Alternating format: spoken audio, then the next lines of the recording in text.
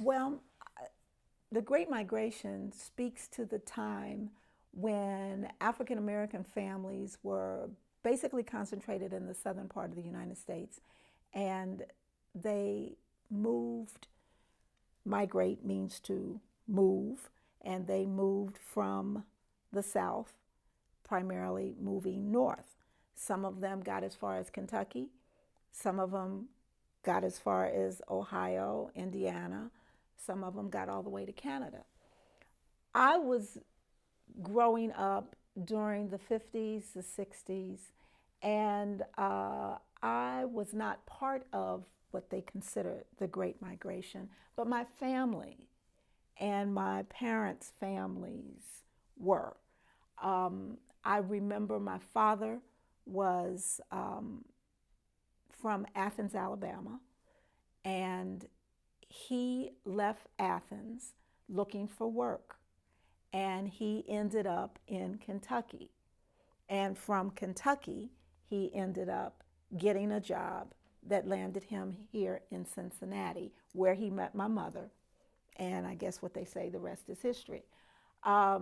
So he really was a part of the Great Migration, moving from what was going on in the South, trying to either escape it. There are many reasons as people left the South and ended up in the North. Daddy was just looking for work. Some people were in the South, and it was a lot of discrimination in the South, a lot of segregation in the South, and people were trying to escape that.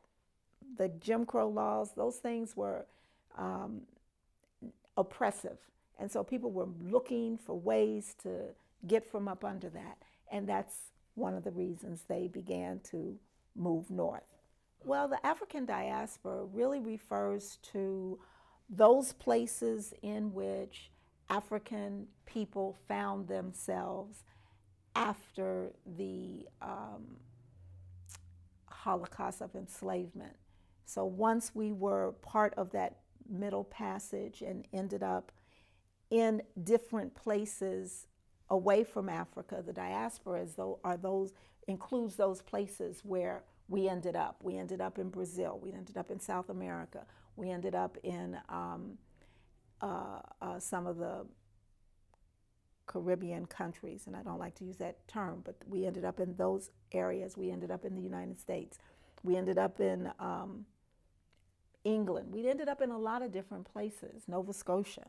And those places become the African diaspora, the places where African people found themselves after being displaced from Africa.